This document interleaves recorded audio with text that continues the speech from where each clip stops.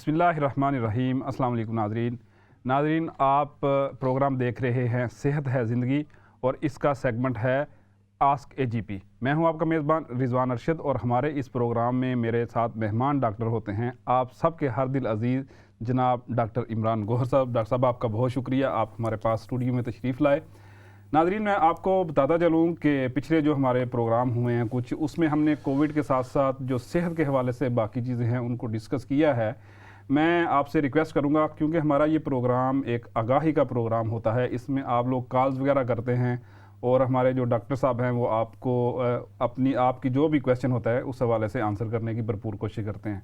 तो मेरी आपसे रिक्वेस्ट ये है कि जब भी आप कॉल करें, कॉल का जो टेलीफोन नंबर है, कॉल बैनर जो है हमारा वो टीवी स्क्रीन के ऊपर आ रहा है, तो आप जब भी कॉल मिलाएं कोशिश करें कि आपका सवाल मुख्तसर मगर जामे अंदाज के अंदर हो। और जो हमारी बहनें या ख़वातीन जो है अपना नाम नहीं बताना चाहती, हमें उससे कोई इशू नहीं है, लेकिन प्लीज़ अपनी एज लाजमी बताएं। और कुछ ऐसे क्वेश्चंस होते हैं जिसके ऊपर आपको हमें वेट भी बताना पड़ता है आपका, तो नाम का कोई इतना इशू नहीं है, लेकिन ये दो चीज़ें जो है इसको लाजमी आप अपने जहन के अंदर रखें जब भी आपने हमें कॉल करनी होती है। तो हम अपने प्रोग्राम की तरफ आगे बढ़ते हैं। डॉक्टर साहब, पिछले हम प्रोग्राम के अंदर कोविड की सिचुएशन वगैरह डिस्कस की थी, अभी इस वक्त क्या जो है वो स्टैटिस्टिक्स हैं और किस तरफ चीज़ें जा रही हैं, मैं आगे बढ़ूंगा, लेकिन मैं चाहता हूं कि जो एक हफ्ते में या पिछले कुछ दिनों के अंदर जो भी डेवलपमेंट हुई हैं इस हवाले से गवर्नमेंट लेवल के ऊपर या NHS की तरफ से, उस हवाले से हमारे नाज़रीन को आगाही दें ताकि फिर हम अपनी सवालात की तरफ आगे बढ़ेंगे। Thank you Rizwan. जो सबसे इम्पॉर्टेंट चीज़ है वो ये है कि वैक्सीनेशन जो है वो उसमें दिन ब दिन इजाफा होता जा रहा है और वो बहुत तेज़ी से बढ़ रही है आगे, और जिसकी वजह से जैसे हम पहले भी कह चुके हैं कि जो इस तमाम पेंडेमिक से हमें निकलने का एक वाहिद तरीक़ा इस वक्त नज़र आता है, अपार्ट फ्रॉम सोशल डिस्टेंसिंग, हाथ का धोना और मास्क पहनने के अलावा, वो है वैक्सीनेशन का। तो जो वैक्सीनेशन का जो प्रोसेस है वो बहुत तेज़ी से आगे बढ़ रहा है और उम्मीद ये है कि इंशाल्लाह आने वाले टाइम में यानी अप्रैल या मई में काफ़ी हद तक एक बड़ी तादाद जो है पॉपुलेशन की वो एटलीस्ट अपना फ़र्स्ट डोज़ उनको मिल जाएगा वैक्सीनेशन का। उससे होगा ये कि जो फैलाव है, जो अमवात हैं, उनमें खातिर खा कमी आएगी और hopefully you will see much improvement in coming days and months to come. Important message ये है, अब देखें जैसे कि स्कूल खुलने वाले हैं अगले हफ्ते से, बल्कि कल से ही काफ़ी जगहों पे, तो बात यह है कि लोगों को वही जो प्राइम मैसेज है सोशल डिस्टेंसिंग का, इसके अलावा जो हाथ धोने का, इसके अलावा जो मास्क पहनने का, उसको बिल्कुल जारी रखें। इसके अलावा जो लैटरल फ्लो टेस्ट करने का जो क्विक टेस्ट होता है जो आजकल बहुत ज़्यादा कराया जा रहा है, वो भी बहुत मदद देगा। तो इस वक्त जो मैं समझता हूँ कि जो पॉलिसीज़ हैं वो much better than how it was last year, and I am hoping that things will improve इंशाअल्लाह। लेकिन बात वही है कि इस वक्त भी the battle is not over yet, right. Doctor साहब, इसके साथ मैं आपसे एक क्वेश्चन करूंगा, क्या अभी तक भी, हालांकि इस मामले को अभी ऑलमोस्ट 1.5 ईयर्स पास्ट, तो अभी भी लोगों की रिजर्वेशंस हैं वही वैक्सीनेशन लगवाने की? हालांकि हमने अपने प्रोग्रामात के अंदर बड़ी इसकी कंपेन की है, लोगों ने हमें फ़ोन करके, हमारे जो नाजरीन हैं और सामीन हैं उन सबको इनकरेज भी किया है। तो क्या आप चूँकि सर्जरी भी हेड करते हैं, GP हैं, तो अभी भी वहाँ लोग आके आपसे पूछते हैं कि जी लगवा लें ना लगवाएं या क्या? अभी भी अक्सर लोगों की कुछ रिजर्वेशंस हैं, लेकिन बहुत बेहतर हो गया है पहले से। मैं कंपेयर कर रहा हूँ जनवरी से, तो अब काफ़ी बेहतर हुआ है। और उसमें आई थिंक पब्लिक जो कैंपेन्स चली हैं गवर्नमेंट की तरफ से और हमने जो लोगों को आगाही दी है उससे काफ़ी फ़र्क पड़ा है। राइट। वो चीज़ इतनी बुरी नहीं है अब। अच्छा डॉक्टर इमरान गौहर साहब, आप एक चीज़ ये भी बताइएगा कि अभी जिन लोगों ने वैक्सीन लगवाई है या जिनको कोविड हुआ है और वो इस मरहले से गुजरे हैं, वो सेल्फ आइसोलेशन में भी रहे, उन्होंने SOPs का भी ख्याल किया, लेकिन अभी सुनने में ये आ रहा है कि उनको जो सबसे बड़ी रीज़न आ रही है या सबसे बड़ी कह लें आप एक परेशानी उनको हो रही है, वो ये कहते हैं कि उनको थकावट बहुत ज़्यादा फील होती है, हालांकि उनको वो इस प्रोसेस से गुजर चुके हैं। लाइक किसी को 3 महीने पहले हुआ है वो इससे गुजरा है, 5 महीने पहले हुआ है वो इससे गुजरा है। इसके साथ और भी हैं कुछ, आप ज़ाहिर है हमारे नाज़रीन को बताएंगे, बहुत सारी जो लोगों को मुश्किलात पेश आ रही हैं वो ये भी है, थकावट हो रही है या पाँव के अंदर छाले जो है बन रहे हैं। तो इस हवाले से हमारे नाज़रीन को बताएं कि ये क्या चीज़ें हैं और फिर इनका मुदावा किस तरह हो सकता है, किस तरह इनको जो है ना काबू पाया जा सकता है इसके ऊपर? देखिए, कोविड एक नया मर्ज़ है, रिलेटिवली 1 साल 1.5 साल से ही हम देख रहे हैं इसको, और अभी भी हम इसके बारे में सीख रहे हैं। काफ़ी सारे पेशेंट्स थकावट की कंप्लेन करते हैं पोस्ट कोविड, लेकिन मैंने जो एक अपने एक्सपीरियंस में देखा है, ये जो थकावट है कम से कम 2 से 3 महीने तक रह सकती है। उसके लिए एडवाइस यही है कि लोग अपनी नॉर्मल एक्टिविटीज़ में ग्रेजुअली आएँ, बहुत ज़्यादा अपने आप को पुश ना करें। इसके अलावा अपनी ग़िज़ा का ख़्याल रखें, मल्टीविटामिन्स वगैरह लें। अगर कोई स्मोकर वगैरह है तो उससे अवॉइड करें। इसके अलावा जैसे आपने बताया कि पाँव में छाले या इस तरह कोविड टो वगैरह, और इसके अलावा दूसरी मुख्तलिफ़ चीज़ें भी सामने आ रही हैं। मेजॉरिटी ऑफ द टाइम ये चीज़ें कुछ अरसे के बाद बेहतर होना शुरू हो जाती हैं, 2-3 महीने में। लेकिन यकीनन ये एक quite a learning curve for us as well, because हम जैसा मैं इसी के साथ रेलिवेंट एक बात है, वो हमारे सोशल मीडिया के प्लेटफॉर्म के ऊपर आई थी, वो आपसे शेयर करता हूँ। लेकिन उससे पहले मैं अपने नाज़रीन को ये बताता चलूँ कि जो हमारी टेलीविज़न स्क्रीन है उसके ऊपर कॉल बैनर आ रहा है। आप सेहत के हवाले से कोई भी क्वेश्चन हो वो आप कर सकते हैं, डॉक्टर साहब इंशाल्लाह उस हवाले से आपको रहनुमाई करेंगे। डॉक्टर साहब, अभी एक कॉल है वो लेते हैं, फिर जो क्वेश्चन मेरे ज़हन में था वो मैं आपसे करूंगा, क्योंकि वो भी हमारे सोशल मीडिया पे क्वेश्चन आया हुआ था। तो अभी अपने कॉलर से बात करते हैं। जी अस्सलाम वालेकुम। कैसे भाई? ठीक है जी अल्हम्दुलिल्लाह। आप क्वेश्चन कीजिए, डॉक्टर साहब आपको सुन रहे हैं। जी, मैंने पूछना था मेरे को से ये कि मुझे ना ये शिंगल्स निकले हैं। जी जी, कहाँ पे शिंगल्स कहाँ पे है शिंगल्स? बॉडी पे, बैक पे जी जी जी और पेट पर ना। जी जी जी, ठीक है। और पेट में ना बटन बैली के पास राइट पे बहुत शदीद दर्द है, और पेट के ऊपर वाले हिस्से में भी ना बहुत ज्यादा दर्द है। तो शिंगल ड्राई तो हो गई है, मेडिसिन ली थी जीपी से, लेकिन ये दर्द भी अभी तक जारी। अच्छा, आपकी एज क्या है? 54। 54। आपको कोई और मर्ज तो नहीं है? High blood pressure. High BP. Doctor साहब, इनसे ये पूछा जा सकता है कि ये कोविड वगैरह से गुजरी है या नहीं? हाँ, आपको कोविड वगैरह तो नहीं हुआ मेरा ख्याल? नहीं, ठीक है। Thank you very much. Doctor साहब आपको इसका आंसर करते हैं। जी डॉक्टर साहब। शिंगल एक तरह का वायरस है बेसिकली, जो कि जिस्म की डिफरेंट नर्व एंडिंग्स पे होता है। It's like a chicken pox, जैसे चिकन पॉक्स की फैमिली का ही वायरस कहलाता है शिंगल। ज़्यादातर एडल्ट्स में होता है। असल में इसमें होता ये है कि दाने से होते हैं, वो मैच्योर होते हैं 2-3 दिनों में, और 7 दिनों में ये डाई डाउन होना शुरू हो जाते हैं। शिंगल का एक जो बहुत, और ये नर्व एंडिंग्स पे आते हैं, जैसे पेट में फ्लैंक एरिया में, फेस पे ऑन द साइड, इस ज़्यादातर नर्व एंडिंग्स पे आते हैं ये। बाज़ लोगों को माइल्ड शिंगल्स होते हैं, बाज़ लोगों को मॉडरेट, और बाज़ को सिवियर शिंगल्स भी होते हैं। जिस तरह चिकन पॉक्स बाज़ लोगों को माइल्ड होता है, बाज़ को मॉडरेट और बाज़ को सिवियर होता है। पोस्ट शिंगल पेन जिसकी वो अभी बात कर रही हैं, होता यह है कि शिंगल क्योंकि नर्व एंडिंग्स पे होता है, सुपरफिशियल स्किन नर्व एंडिंग्स को अफेक्ट करता है, और उसके बाद उस दौरान, और इवन जो शिंगल या उसके वायरस का जो साइकिल ख़त्म हो जाने के बाद भी वो जो नर्व एंडिंग्स होती हैं वो इन्फ्लेम्ड रहती हैं, और उसमें टेंडरनेस और पेन रहता है। इसको हम पोस्ट शिंगल पेन कहते हैं। पोस्ट शिंगल पेन मुख्तलिफ लोगों में मुख्तलिफ अरसे तक रहता है, लेकिन ज़्यादातर लोगों में कुछ हफ्तों बाद ये कम होना शुरू हो जाता है। इसके लिए सिंपल तरीका ये है कि सिम्टोमेटिक ट्रीटमेंट है।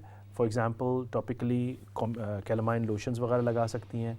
इसके अलावा simple over the counter paracetamol, anti inflammatory medication लें और देखें कैसा रहता है। अगर इसके साथ साथ अगर बहुत ज़्यादा सिवियर पेन आ रहा है तो इसके लिए अपने डॉक्टर से बात करें, उसके लिए भी कुछ दवाइयाँ हैं जो कि दी जा सकती हैं। सही। डॉक्टर साहब, हमारे साथ एक और कॉलर मौजूद हैं, हम उनसे भी बात करेंगे। अस्सलाम वालेकुम जी। अस्सलाम वालेकुम। वालेकुम अस्सलाम। क्या हाल है रिजवान बेटा? अल्हम्दुलिल्लाह। आपका तो अस्सलाम वालेकुम जब आप कहती हैं तो पता चल जाता है कौन बात कर रहा है। माशाल्लाह। मैं फिर से चाहने वाली हूँ ना आप लोगों को। ऐसे ही है, ऐसे ही। और ठीक है आप?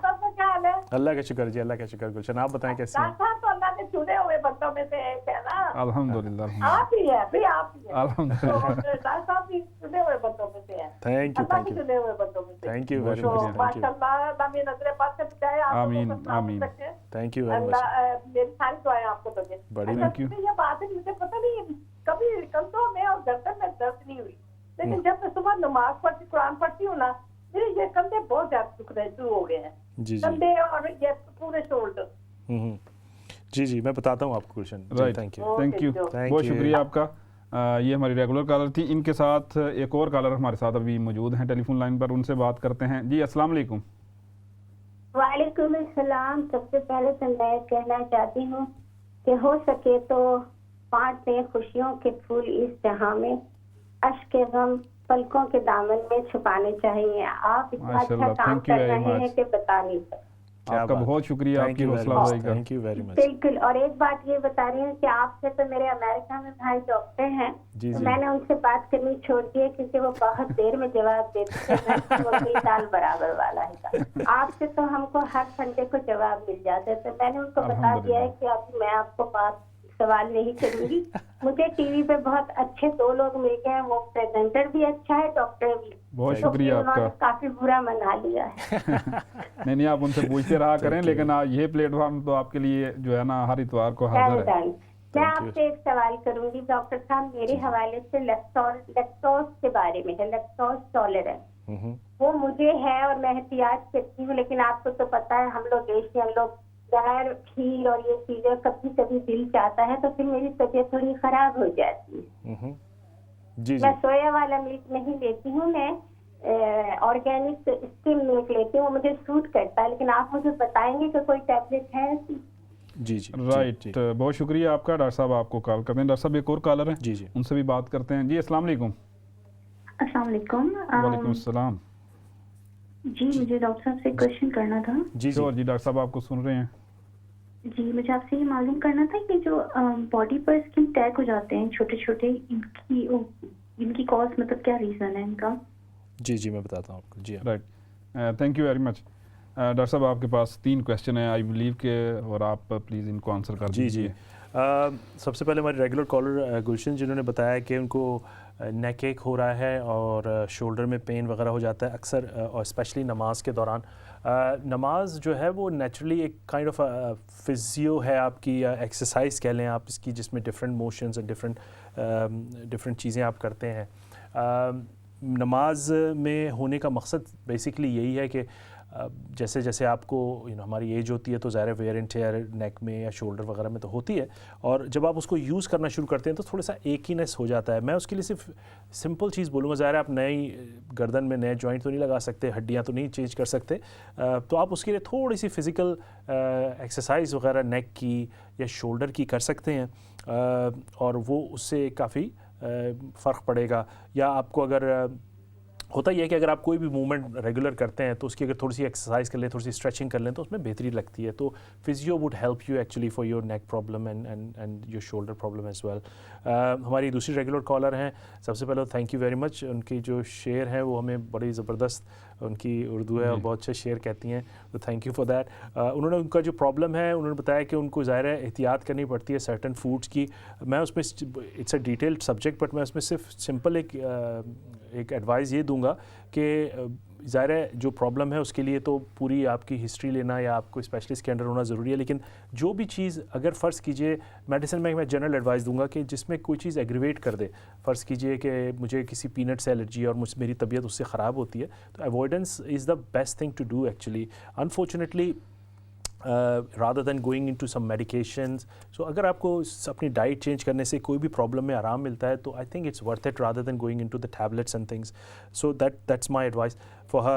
दूसरी हमारी एक नई कॉलर थी, उन्होंने बताया कि उनको स्किन टैग्स हो रहे हैं। स्किन टैग्स बेसिकली एक जैसे कि मस्सा हम कहते हैं उर्दू में, छोटे से टैग्स हो जाते हैं, दे आर बिनाइन टैग्स, और वो हर आदमी को डिफरेंट जगहों पे हो जाते हैं। स्किन टैग्स की कोई वजह नहीं हो सकती ऐसी कोई ख़ास, बाज़ दफ़ा फैमिली में रन करती है, बाज़ दफ़ा एज के साथ भी होते हैं।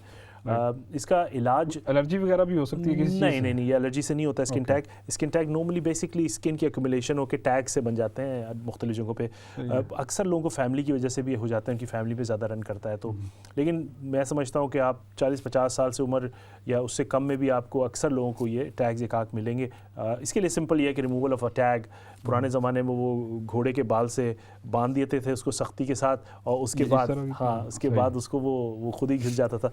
लेकिन NHSP अलाउड नहीं है unfortunately, because it comes under the cosmetic issue, so खुद से करवाना पड़ेगा। हाँ। डॉक्टर साहब बहुत शुक्रिया। अभी हमारे साथ 3 कॉलर और मौजूद हैं, हम जी। उनसे बात करते हैं, क्वेश्चन लेते हैं कि उनको सेहत के हवाले से क्या इश्यूज़ हैं। तो जी अस्सलाम वालेकुम।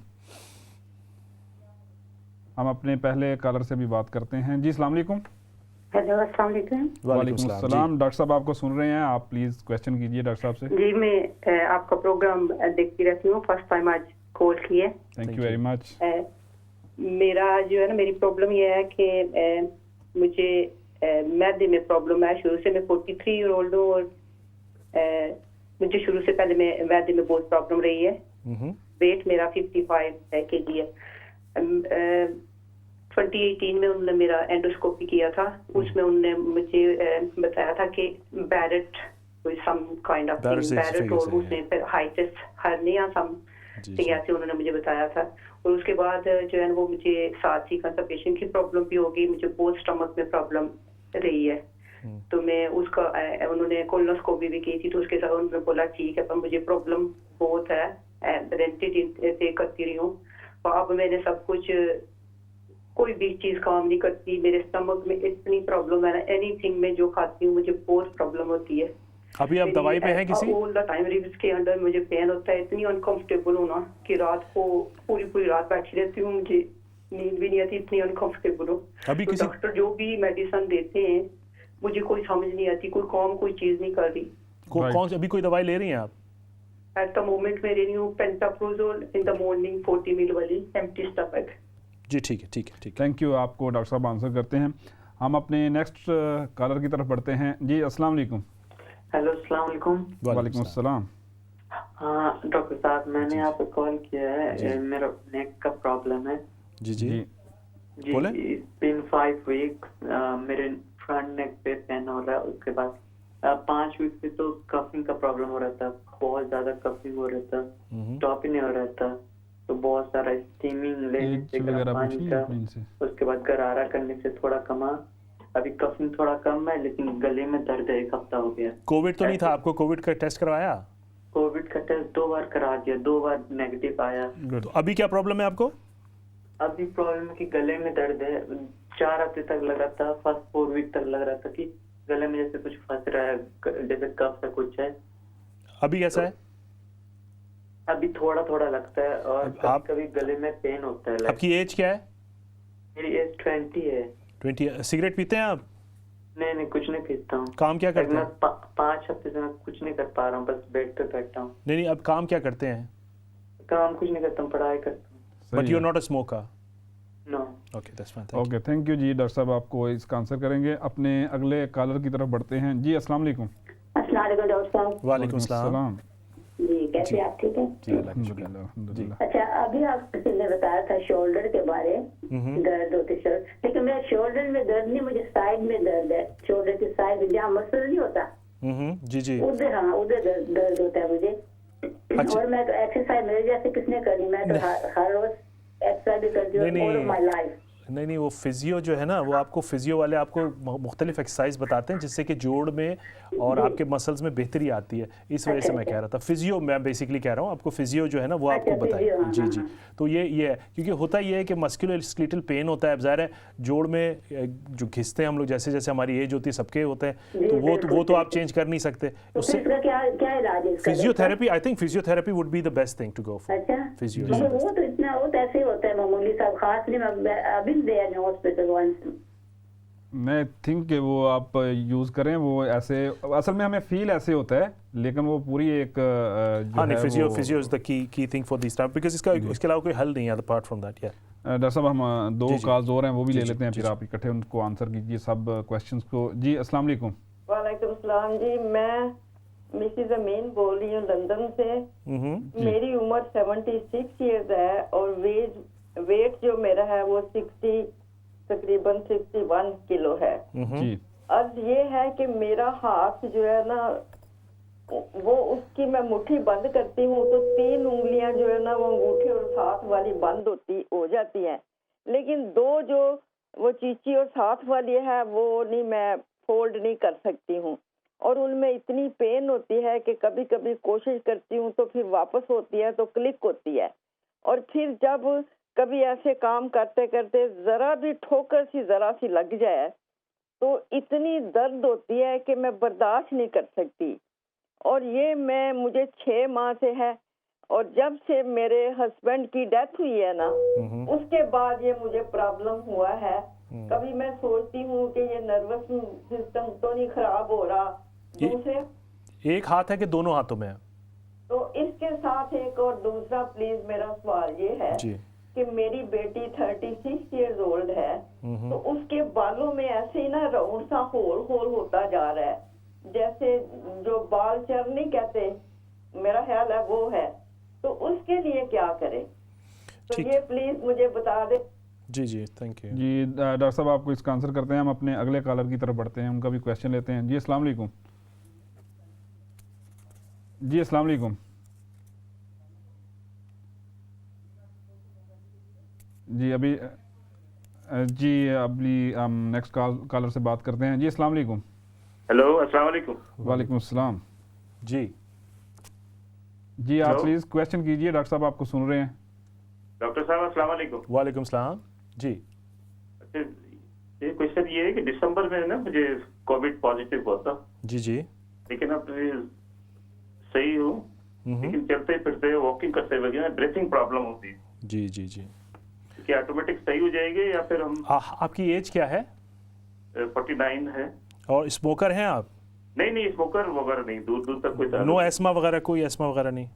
नहीं, कुछ भी नहीं है। जी ठीक है, ठीक है, मैं आपको बताता हूँ। बहुत शुक्रिया आपका। डॉक्टर साहब हमारे पास अभी 2 मिनट हैं, हो सकता है कुछ सवालात के जवाबात हम ब्रेक के बाद दे सकें, लेकिन जितने आप मुमकिन है आप प्लीज़ आंसर कर दीजिए। हमारी एक फ़ीमेल कॉलर थी जिन्होंने पूछा था कि उनको उनकी इंडोस्कोपी हुई है, उनको ऑनगोइंग लॉन्ग टर्म प्रॉब्लम है उनके मैदे का, और उनको hiatus hernia and Barrett's oesophagus diagnose हुआ है।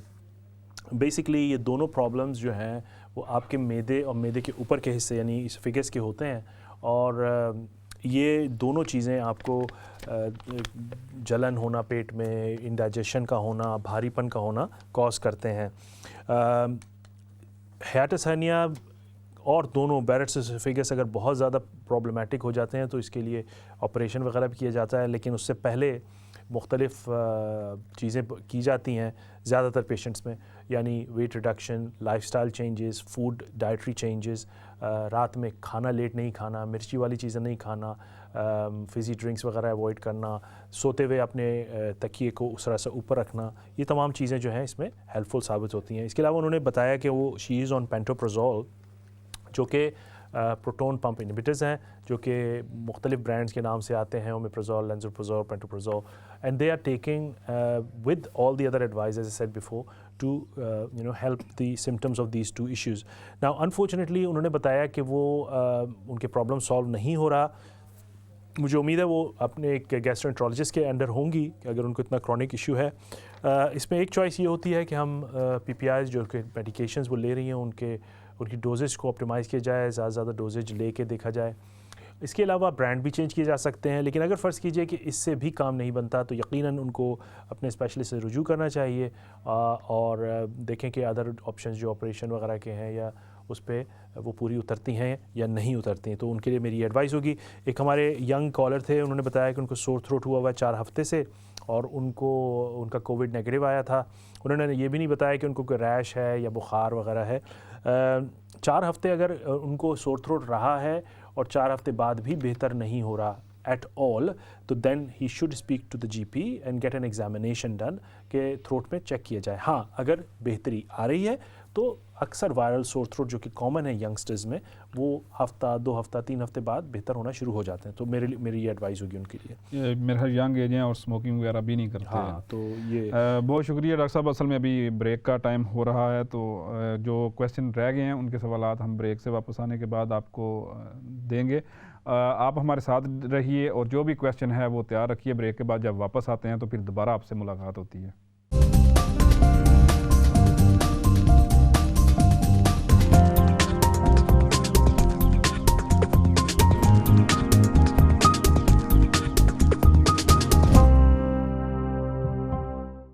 नाज़रीन, ब्रेक के बाद आपको दोबारा प्रोग्राम में खुशामदीद कहते हैं। प्रोग्राम ब्रेक पर जाने से पहले डॉक्टर साहब के पास 2 से 3 क्वेश्चन थे, आई बिलीव कि उन्होंने आंसर करना है। लेकिन मैं आपको बताता चलूँ कि हमारी टेलीविज़न स्क्रीन के ऊपर आप कॉल बैनर देख सकते हैं। गाहे बगाहे आपको टेलीफोन नंबर वहाँ दिखाया जाएगा, तो आप हमें कॉल करके कोई भी क्वेश्चन कर सकते हैं। जी डॉक्टर साहब, आपके पास जी हाँ। क्वेश्चन थे। तो एक हमारी खातून थी जिन्होंने एक सवाल किया कि उनको हाथ के जो कुछ फिंगर्स हैं वो अक्सर ट्रिगर हो जाती हैं, यानी कि मीनिंग हम उनको ट्रिगर फिंगर कहते हैं। जैसे उन्होंने बोला कि वो फंस जाती हैं और पूरी फिंगर नहीं खुलती हैं और सडनली एक क्लिक की आवाज़ से वो खुलती हैं। इसको हम ट्रिगर फिंगर्स बोलते हैं। ट्रिगर फिंगर जो है बेसिकली आपके टेंडन्स जो होते हैं उंगलियों में, उसकी इन्फ्लेमेशन उसमें गड़बड़ की वजह से हो जाता है। अगेन उन्होंने बोला कि ये चीज़ उनके हस्बैंड के इंतकाल के बाद उनको हुई। हो सकता है ये इत्तफाक हो सकता है स्ट्रेस की वजह से भी शायद उनको ज़्यादा फीलिंग होना शुरू हो गई हो। इसके बहुत सारी वजूहत हो सकती है, लेकिन असल में इसकी जो again first line of management वो ये है कि थोड़ी सी फिजियोथेरेपी वगैरह करें, हाथ में एक सॉफ्ट बॉल लेके वो उसको स्क्वीज़ करें, उससे काफ़ी बेहतरी आती है। और अगर फ़र्ज़ कीजिए कि ट्रिगर फिंगर में उससे भी कुछ नहीं होता तो आगे जाके, अभी तो आजकल स्टेरॉयड इंजेक्शन नहीं लग रहे इतने, लेकिन आपका अपना जीपी भी आपको स्टेरॉयड इंजेक्शंस वगैरह उन फिंगर्स में लगा सकता है ऑफ कोर्स एग्जामिनेशन के बाद। और अगर फ़र्ज़ कीजिए किसी का ये, अगेन मैं आपकी बात नहीं कर रहा, लेकिन अगर फ़र्ज़ कीजिए कि ट्रिगर फिंगर का प्रॉब्लम बहुत सीवियर हो जाता है तो उसकी सर्जरी भी होती है। सो आपके लिए ये एडवाइस होगी मेरी। इसके अलावा हमारे एक पेशेंट थे जिन्होंने बताया कि उनको कोविड हुआ था दिसंबर में and he still feel short of breath, he is relatively quite young, he is non smoker, he is not asthmatic. तो उनके लिए मैं, जैसे हमने प्रोग्राम के शुरू में भी बात की थी कि पोस्ट कोविड यानी कोविड के बाद अक्सर लोगों को कुछ कॉम्प्लिकेशंस आ रही हैं और उसमें सांस का चढ़ना, थकावट का होना बहुत ज़्यादा कॉमन है। The key thing is that slowly and gradually things should start to get better. उन्हीं के फ़र्ज़ कीजिए कि 1 महीना पहले जितनी उनकी तबीयत जैसी थी वो आज उससे बेहतर होगी, फुल टाइम नहीं गई होगी। जैसे मैंने पहले भी कहा, दिसंबर में अगर उनको हुआ था तो वो भी तीसरे महीने में है। जो हम कॉमनली देख रहे हैं वो 2 से 3 महीने लोगों को अक्सर लग रहे हैं रिकवरी में, बास को ज़्यादा भी। लेकिन अगर इम्प्रूवमेंट है तो ही शुड बी ओके। अगर फ़र्ज़ कीजिए कि things are worsen since like जनवरी और फरवरी नाउ, देन ऑब्वियसली अपने डॉक्टर से बात करें, हो सकता है उनको चेस्ट एक्सरे वगैरह की ज़रूरत हो। राइट डॉक्टर साहब, एक और कॉलर हमारे साथ मौजूद हैं, हम उनका क्वेश्चन लेते हैं कि वो क्या आपसे पूछना चाहते हैं। जी अस्सलाम वालेकुम। वालेकुम सलाम, आपका प्रोग्राम बहुत अच्छा है। थैंक यू, शुक्रिया, थैंक यू वेरी मच। जी मेरे बेटा है ना, वो उसको है ना सराइसर है और ऑटिज्म भी है, डिप्रेसिंग भी है, वो बहुत खुजली करता है, सारे घर में चमड़ी चमड़ी निकालते ही रहता है, पता नहीं थोड़े दिन कुछ अच्छा हो जाता है, फिर थोड़े दिन नहीं होता है, पता नहीं। किसी स्पेशलिस्ट के अंडर नहीं है, डर्मेटोलॉजिस्ट के अंडर नहीं है जी? किसी स्पेशलिस्ट के अंडर नहीं है, किसी हॉस्पिटल के डॉक्टर के अंडर है? हाँ, वो डॉक्टर का ट्रीटमेंट चल रहा है, वहाँ पे मेंटल हॉस्पिटल का भी थोड़ा उसका है प्रॉब्लम, तो वो भी उसके इलाज हो रहा है। अच्छा ठीक है, मैं बताता हूँ। सही है जी, आपको डॉक्टर साहब इस हवाले से गाइड करते हैं। जी डॉक्टर साहब, अच्छा डॉक्टर साहब, इसमें मैं एक और चीज़ ऐड करना चाहूँगा, क्योंकि आप नाजरीन को बता दें, हमने कई दफ़ा वैसे कहा है कि हमारा जो प्रोग्राम है वो आगाही का प्रोग्राम है, एक आपको हम जनरल एडवाइस करते हैं, क्योंकि कुछ क्वेश्चन ऐसे होते हैं और हमारे सम हो कुछ जो रेगुलर कॉलर हैं या ऑडियंस हैं उनको भी शायद ये उनके जहन में होता है कि बिल्कुल परफेक्टली आपको उसका देखिए जनरल प्रैक्टिस में आई एम श्योर यहाँ इस कंट्री में जितने भी लोग रहते हैं उनको अंदाज़ा तो है कि हाउ इट वर्क्स। हमारा जो होल आइडिया है इस प्रोग्राम का वो ये है कि लोगों को सही डायरेक्शन दी जाए। एक्चुअली इसमें 70% चीज़ें सही हो सकती हैं, लेकिन हो सकता है 30% ज़ाहिर है समटाइम पेशेंट की मेडिकल हिस्ट्री आपके सामने नहीं होती। तो हम ये एक्चुअली आगाही, एजुकेशनल और डायरेक्शन करना लोगों को, ताकि उनको हेल्प की जाए, उनके जो मुख्तलिफ सवालात हैं उनके जवाब दिए जाए इंडिपेंडेंटली। So you right. तो हमारे जो लास्ट कॉलर थे, do you have any other caller? और we do have 2 callers, let's take the calls, take the call and then we will go. जी अस्सलाम वालेकुम। मेरा नाम शौकत खान है। जी शौकत, और मेरी उम्र है तकरीबन 90 इयर्स। जी 90 साल की उम्र है मेरी, 90 इयर्स। जी शौकत साहब। और प्रॉब्लम है मेरी लेफ्ट लेग जो है मेरा, उस लेफ्ट हैंड में जो फिंगर्स हैं वो कुछ सख्त जैसी हैं और वो मेरी घुसी भी एक दूसरे के साथ में एक्चुअली। तो ये है कि मुझे ये बताएं कि क्या करूं मैं इसके लिए। एक्चुअली लेफ्ट हैंड की आप बात करें, राइट? लेफ्ट लेग आपने कहा, ओके लेफ्ट लेग, ओके। हाँ, तो लेफ्ट लेग की मेरी फिंगर जो है, खासकर जो छोटी फिंगर जो है वो नहीं ज्यादा मूव करती, वो जम जाती है बिल्कुल, और दूसरी भी फिंगर जो है वो, लेकिन जो लेफ्ट फिंगर लास्ट जो है छोटी फिंगर वो सख्त है बिल्कुल, वो नहीं हिलती बिल्कुल। जी ठीक है, बता। जी ठीक है शौकत साहब, बहुत शुक्रिया आपकी कॉल का। नेक्स्ट कॉलर से बात करते हैं। जी अस्सलाम वालेकुम। हम अपने अगले कॉलर से बात करेंगे अभी। आई थिंक चलें नेक्स्ट ले लेते हैं, एक कॉलर तो हमारे ड्रॉप हो गई शायद। नेक्स्ट कॉलर से बात करते हैं जी। अस्सलाम वालेकुम जी, आप बात कीजिए, डॉक्टर साहब आपको सुन रहे हैं। हेलो जी जी बात कीजिए। हेलो, अस्सलाम वालेकुम। वालेकुम अस्सलाम। मैं शाहीन अख्तर बोल रही हूँ। जी शाहीन। वो जी मुझे कुछ, मैं बात करना चाहती हूँ कि मुझे कुछ पेशाब की तकलीफ है। जी आप कीजिए, डॉक्टर साहब आपको सुन रहे हैं, आप क्वेश्चन कीजिए डॉक्टर साहब से। हाँ, आप अपने मेरे ख्याल टेलीविजन की आवाज़ बंद कर दें, डॉक्टर साहब आपको सुन रहे हैं, आप जो भी क्वेश्चन है वो आप प्लीज़ कीजिए।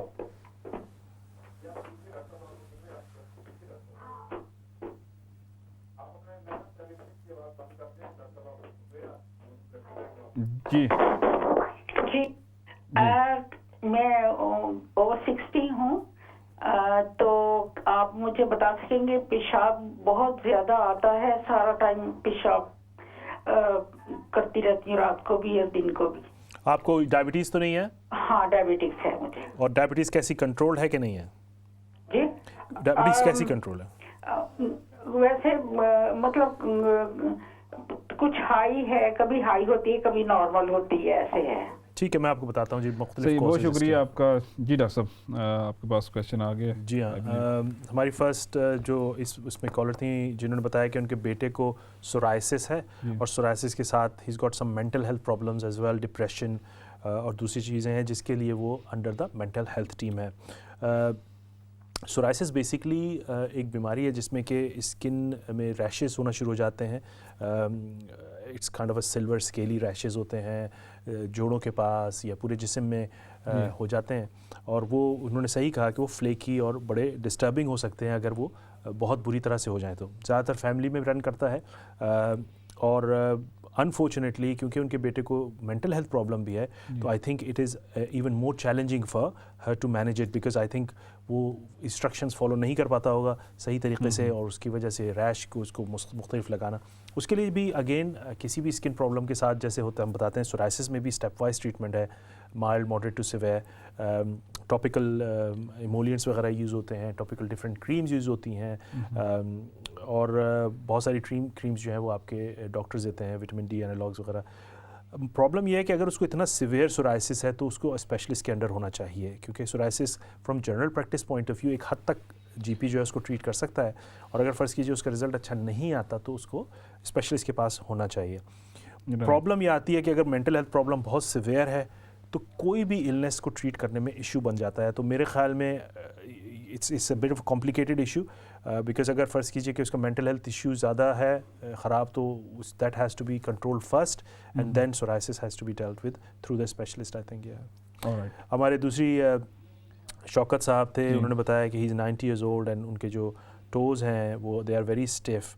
With his age there are 2 causes for stiffness of the toes. हो सकता है उनको बनियन वगैरह भी हो जिसकी वजह से दबाव की वजह से हो जाता है। इसके अलावा जो स्टिफनेस है वो ऑस्टियोआर्थराइटिस जो सबसे कॉमन कॉज है आफ्टर सर्टेन एज, वो ऑस्टियोआर्थराइटिस है, यानी wear and tear of the joint spaces. उसके लिए उनको शू वेयर वगैरह में बेहतरी करनी चाहिए, और थोड़ा बहुत वो फिजियो एक्सरसाइज वगैरह बता सकते हैं टोज़ की, वही कर सकते हैं। इसके अलावा कोई इतना बड़ा मैनेजमेंट हो नहीं सकती इसकी। पेन रिलीफ भी ले सकते हैं ऑब्वियसली। दूसरे हमारी कॉलर थी, उन्होंने बताया शाहीन अख्तर, उनको यूरिन में प्रॉब्लम है एंड शी इज़ डायबिटिक।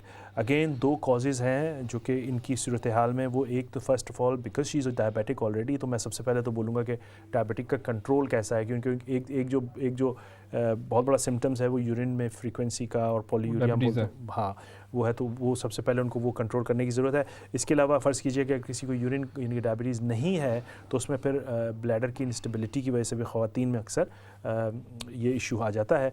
इसके लिए कुछ दवाइयाँ दी जा सकती हैं, लेकिन फ़र्स्ट ऑफ़ ऑल डायबिटीज़ के मैनेजमेंट, मेक श्योर कि कोई इन्फेक्शन वगैरह नहीं है उनको, और इसके अलावा डॉक्टर से रुजू करें तो वो शायद आपको दूसरी चीज़ें ही बताएगा। राइट, डॉक्टर साहब हमारे साथ 2 कॉलर और मौजूद हैं, हम उनसे बात करेंगे, उनसे उनका क्वेश्चन लेंगे कि वो आपसे क्या पूछना चाहते हैं। जी अस्सलाम वालेकुम।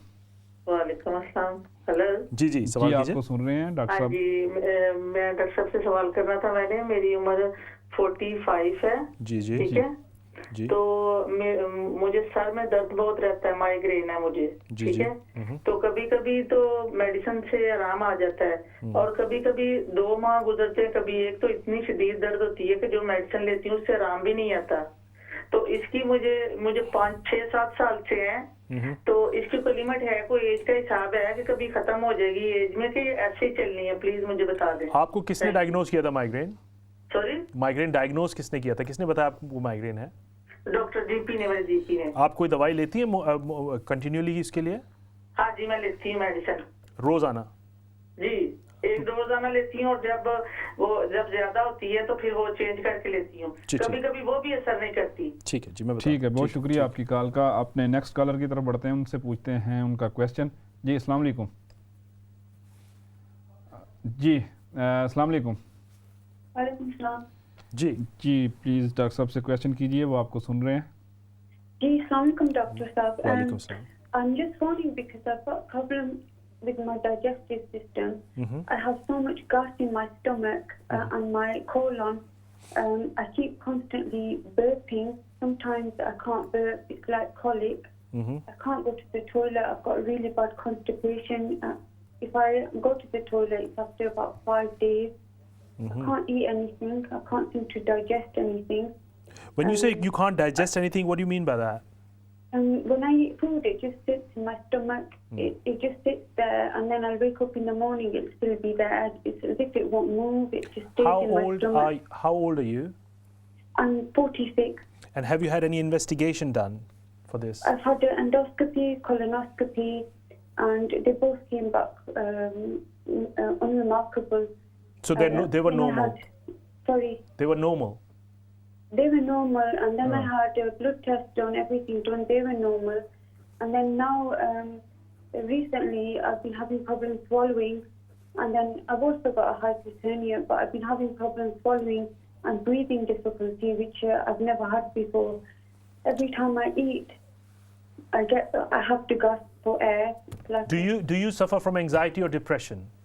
No, I don't suffer from that. It's just as soon as I eat something, it's like my stomach's really full of gas, and I get really breathless.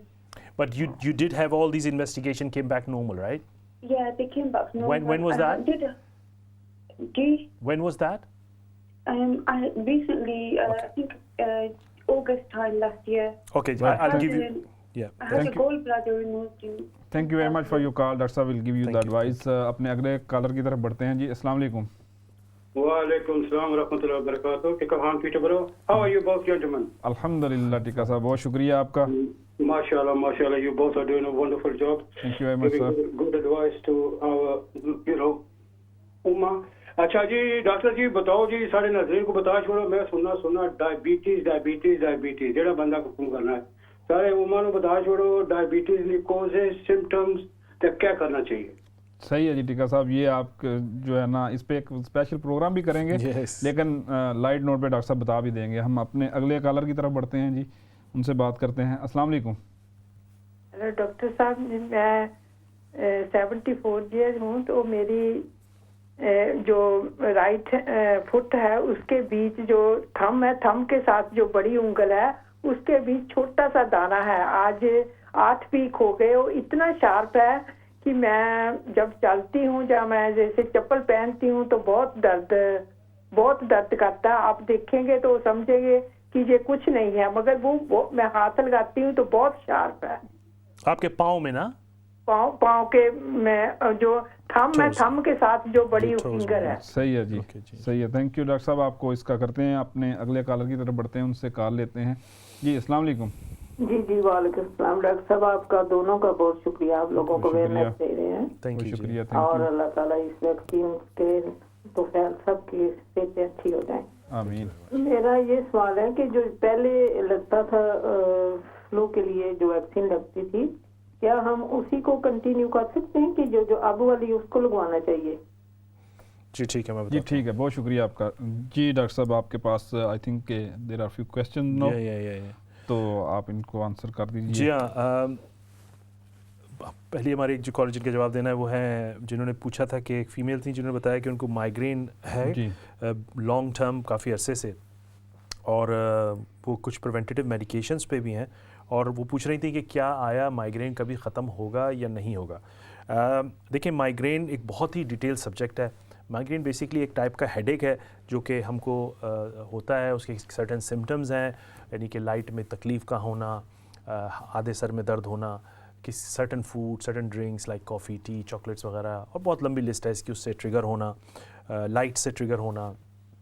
सो बहुत सारी चीज़ें जिसके लिए it can run in the family as well. अगर कोई शख्स इतने chronic migraine से सफ़र कर रहा है तो मैं उसकी प्रिवेंशन आप की जा सकती है, लेकिन मैं ये नहीं कहूँगा कि कोई ऐसी दवाई होगी कि जो कि उसको ख़त्म कर दे हमेशा के लिए। अनफॉर्चुनेटली इस तरह बहुत मुश्किल होता है। हाँ, उसके आप जो एपिसोड्स हैं या उसकी जो तकलीफ़ है उसको आप कम कर सकती हैं, इसीलिए अक्सर लोग जो हैं वो प्रिवेंटिव मेडिकेशंस पे जाते हैं। तो मेरे ख़्याल में जो सवाल कि किसी तरह ख़त्म हो सकता है, तो ये अनफॉर्चुनेटली प्रैक्टिकल नहीं है। बाकी हर चीज़ कम हो ज़रूर सकती है, लेकिन अक्सर लोगों को माइग्रेन बहुत अरसे बाद भी हो जाता है। फ़र्ज़ की 10 साल उनको नहीं हुआ, फिर अचानक हो जाता है। तो मैं ये नहीं कहूँगा कि ख़त्म हो जाता है, लेकिन I think it's still good enough actually, अगर प्रिवेंटिव मेडिकेशंस काम कर रही हैं तो। इसके अलावा हमारी एक दूसरी कॉलर थी, she was 46 years old and she said that she's constantly burping, she's suffering from constipation, endoscopy, colonoscopy, यानी जो कैमरा चेक है ऊपर से नीचे से हर चीज़ नॉर्मल आया है। she suffer from hiatus hernia, जिसका हमने अभी पहले भी बात की थी। उसके लिए अक्सर हम दवाई देते हैं, जो कि मैंने पहले भी मेंशन किया था, पेंटोप्रोजोल, लेंजोप्रोजोल, या जो PPIs हम बोलते हैं, वो दवाई दी जा सकती है। मुझे थोड़ा सा उनकी बातों से मुझे एक अनसर लगा कि may be she may be suffering from some anxiety और other disorder as well, because उनको फीलिंग होती है, लेकिन जबकि एग्जामिनेशन नॉर्मल आया है। अक्सर ये चीज़ के मुझे फ़ील होता है, लेकिन कैमरा जब डाल के उन्होंने देखा और कोई ऑब्स्ट्रक्शन नहीं है, कोई प्रॉब्लम नहीं है, तो इसका मतलब है कि हमें साइकोलॉजिकल साइड ऑफ थिंग्स भी देखनी ज़रूरी है कि आया कि कोई एंग्जाइटी या दूसरी इशू तो नहीं है, उसकी वजह से भी अक्सर हो जाता है। तो आई थिंक क्रॉनिक कॉन्स्टिपेशन के लिए मैं उनको डाइटरी एडवाइस दे सकता हूँ, कंसिस्टेंटली मेडिकेशन यूज़ कर सकती हैं। इसके अलावा जो मेंटल साइड पे भी थोड़ा सा देखने की ज़रूरत है। अच्छी न्यूज़ ये है उनके लिए कि उनके दोनों जो टेस्ट आए हैं वो नॉर्मल आए हैं। ज़ाहिर है हार्ट hernia के लिए उनको एडवाइस फॉलो करनी पड़ेगी। टिका खान साहब ने एक सवाल किया, what is diabetes, and it's a detail subject. टिका खान साहब, जो मैं सिंपल इसके लिए जो सिम्टम्स बता सकता हूँ एक अवेयरनेस के लिए क्विकली, वो ये है कि अगर कोई शख्स सडनली उसको बहुत ज़्यादा पेशाब आना शुरू हो जाए या बहुत ज़्यादा थर्स्ट लगना शुरू हो जाए, तो वो जाके अपना डायबिटीज़ चेक ज़रूर करा लें। These are the most common symptoms of diabetes among us. बाकी कॉजेज़ और दूसरी चीज़ें बड़ा डिटेल सब्जेक्ट है, उसको हम कभी बाद में डिस्कस करेंगे। खातून ने हमसे पूछा कि she got some kind of issue between the two. Do you have any caller to take? Or? No. Yeah. So do we have? She got some कोई प्रॉब्लम है between the toes, उनको blister या कोई दाना वगैरह हो गया है। It's very difficult for me to suggest on the TV that what exactly it is. मेरे ख्याल में the best option for you would be to take a picture and send it to your GP, and वो देखे उसको और उसके बाद वो decide करे कि what it is, and then advise you accordingly for this type of skin problems. Without देखे इसको बताना गलत हो जाएगा। एक हमारे कॉलर थी, उन्होंने सवाल किया कि आया फ्लू जैब जो है वो इसी तरह चलती रहेंगी। मुझे जैसे कि आई थिंक उनका जो सवाल है वो इन कॉन्टेक्स्ट टू कोविड है कि क्या हम कोविड वैक्सीनेशन और फ्लू जैब की वैक्सीनेशन को दोनों को लेंगे अब हर साल। तो मेरा जवाब इस वक्त है यस। हाँ, हो सकता है कि आने वाले वक्त में कोई ऐसा जैब क्रिएट किया जाए जिसमें कि ये फ्लू जैब है और कोविड जैब को कवर हो जाए, इम्तिजाज हो जाए, और उसके बाद आप दोनों देना शुरू कर दें एक साथ। तो इस वक्त इट्स टू अर्ली टू से, लेकिन हाँ जो इस वक्त हाल फिलहाल लग रहा है वो ये है कि yes we have to take both of them regularly as well. Doctor साहब, जब हम बात कर रहे थे इस हवाले से कोविड की वैक्सीन और जिन लोगों ने इसका इंजेक्शन लगवाया है उसके बाद भी वो चीज़ें जो है ना वो फील करते हैं। हमें जो क्वेश्चन मेरा रह गया था रास्ते में प्रोग्राम के दौरान ही, क्योंकि कॉल्स वगैरह आ गई थी, तो वो ये था सोशल मीडिया पे आया हुआ कि एक ही इज़ 31 years old, उसको कोविड हुआ actually, and he was living with 3-4 peoples. तो वो सब का पॉजिटिव आया, उन्होंने आइसोलेशन में गए, नेगेटिव किया, लेकिन उसके बाद वो जॉब्स जो है जाता था, काम करता था टेस्को वगैरह के अंदर, लेकिन ही फील गेट टायर्ड सून। तो आपने वैसे तो बताया है, लेकिन फिर भी क्या मज़ीद उनकी सेटिस्फेक्शन के लिए आप उनको मज़ीद बताना चाहेंगे कि वो क्या वजह है और कितनी देर के अंदर वो जो है नॉर्मलाइज हो जाएगा? देखिए, इसको एग्जैक्टली तो किसी के बारे में कहना बहुत मुश्किल है कि कब तक हो जाएगा। मैं एक एवरेज जो मैं देख रहे हैं हम, वो 2 से 3 महीने में तक लोगों को अक्सर टायर्डनेस या हम कहते हैं पोस्ट वायरल फटीग वो रहती है। उसके लिए बेहतर यही है कि आप अपनी जहाँ भी आपको बहुत ज़्यादा थकावट हो तो आप थोड़ा सा रेस्ट कर लें, या अगर अगेन हर शख्स मुख्तलिफ है, हर शख्स की फिटनेस लेवल मुख्तलिफ है, हर शख्स का लाइफस्टाइल बाज़ आपको 31 ईयर ओल्ड इतने फिट नहीं मिलेंगे जितने आपको 60 ईयर ओल्ड मिलेंगे, तो it's depend on your fitness as well. तो आई थिंक और it varies with the virus as well, हर एक का डिफरेंट रिस्पॉन्स है। लेकिन मैं एक एवरेज बता सकता हूँ कि 2 से 3 महीने अक्सर लोगों को जो है फटीग जो है ना वो रहती है। इसके लिए बेहतर ये है कि अपने आप को बहुत ज़्यादा पुश ना करें, ग्रेजुअली बिल्डअप करें चीज़ों को, विटामिन वगैरह लें, अपनी ग़िज़ा का ख्याल रखें, अपनी सेहत का अदरवाइज़ ख्याल रखें, एंड स्लोली थिंग्स। हर दिन में अगर इम्प्रूवमेंट आ रही है, चाहे थोड़ी मामूली भी हो, वो अच्छा साइन है। और हाँ, अगर मैं बिल्कुल अगर किसी शख्स 3 महीने तक बिल्कुल सही नहीं हो रहा तो डेफिनेटली वो अपने जीपी से उसको। डॉक्टर साहब, हमारे जो व्यूअर्स हैं, ज़ाहिर पेरेंट्स हैं, जो ज़्यादा उम्र के लोग हैं, वो हैं घर में, बच्चे जो हैं उनको फॉलो करते हैं, तो अभी स्कूल ओपन हो रहे हैं, इस सिचुएशन के अंदर आपकी क्या एडवाइस है पेरेंट्स के लिए भी और फिर ज़ाहिर बच्चों के लिए भी? जी हाँ, देखिए अभी जो स्कूल खुल रहे हैं उसमें तो बहुत ही सख्त किस्म की टेस्टिंग का है कि लेटरल फ्लो टेस्ट बच्चों का किया जाएगा और बड़े तवातर से किया जाएगा। तो आई थिंक वो उसका मकसद ही यही है कि कोई बच्चा भी अगर उसको कोई भी सिम्टम्स या कोई भी पॉजिटिविटी आती है तो वो स्प्रेड से रोक सकें। Well, advice is the same basically parents को कि बी अवेयर, बच्चों के टेस्ट जो होते हैं उनको ज़रूर कराएं, हाइजीन का ख्याल रखें, हाथ के धोने का, मास्क पहनने का, सैनिटाइजेशन हाथ की जो होती है उसके लिए बच्चों का अवेयरनेस रखें, घर में दूसरी चीज़ें ख्याल रखें। बेसिकली वही एडवाइस है, लेकिन उसको मज़ीद सख्ती से करने की ज़रूरत है क्योंकि we are right at the end of the pandemic hopefully, and we don't want to ruin everything which we have done. And basically मेरे ख्याल में जो ये लेटरल फ्लो टेस्ट वगैरह जो बच्चों का होगा उससे काफ़ी हद तक जो है इस चीज़ में कंट्रोल में काफ़ी बेहतरी आएगी। लेकिन हाँ, पेरेंट्स के लिए थोड़ा सा चैलेंजिंग होगा, हर एक बच्चों के लिए भी सबसे बड़े तो चैलेंजिंग। बच्चे स्कूल में जाएंगे तो उनको तो अंदाज़ा नहीं है, जो छोटी एज के बच्चे हैं उनको अंदाज़ा नहीं है कि ये क्या चीज़ है और किस तरह से इसको होना है, तो पेरेंट्स को ही उन्हें इस हवाले से अपनी तरफ से they should try their best. Yes, सही। आप भी चूँकि एक वालिद हैं, पेरेंट हैं, तो आप अगर बच्चों को एडवाइस करेंगे तो क्या करेंगे? देखिए, मैं बच्चों को एडवाइस यही है कि आप बच्चों को बार बार यही बता सकते हैं कि देखो भाई, हाथ को धो लें, अपने हाथ को सफाई का ख्याल रखें, लोगों में ज़्यादा क्लोज ना हो। इसके अलावा घर आके कपड़े वगैरह चेंज कर लें। अगर किसी को भी कॉफ कोल्ड के सिम्टम्स आए या बच्चों को खुद भी कोई अगर इस तरह का प्रॉब्लम आ रहा है तो फ़ौरन बताएं, इग्नोर ना करें। और ये कि बस अपनी जो डिस्टेंसिंग वगैरह है उसका ख्याल रखें। जो असल बच्चों में सबसे बड़ा चैलेंज होता है वो यही होता है कि उनको देखें स्कूल में बच्चे क्योंकि they play together and everything, it's very hard for them. So I think इसी चीज़ को एम्फसाइज़ करने की ज़रूरत है कि थोड़ा सा ख्याल रखें और थोड़ा सा डिस्टेंसिंग वगैरह रखें, बच्चों में ज़्यादा क्लोज ना आएँ और अपने हाथ वगैरह का ख्याल रखें। डॉक्टर इमरान गौहर साहब, आपका बहुत शुक्रिया इस प्रोग्राम में आने का और हमारे नाजरीन को उनके सवालात के जवाबात देने का। नाजरीन, आपने आज का प्रोग्राम देखा है, आप अपने हमें फ़ीडबैक से भी आगाह कीजिएगा। लेकिन मैं आपको साथ साथ बताता चलूँ कि अभी जैसे डॉक्टर साहब ने बताया कि कल से स्कूल ओपन हो रहे हैं, तो हम सब के लिए ये बड़ा चैलेंज होगा कि आप बच्चों को उनकी हिफाजत के लिए और अपने हिफाजत के लिए उनका खास ख्याल रखें और जो भी SOPs हैं उस पर अमल करें। हम अगले हफ्ते आपके पास दोबारा तशरीफ़ लाएंगे। आपके पास कोई भी क्वेश्चन हो तो आप हमें अगले वीक वो क्वेश्चन कर सकते हैं। तो उस वक्त तक के लिए अपना और अपने इर्द गिर्द रहने वाले सब का ख्याल रखें। मुझे इजाज़त दीजिए। अल्लाह निगहबान।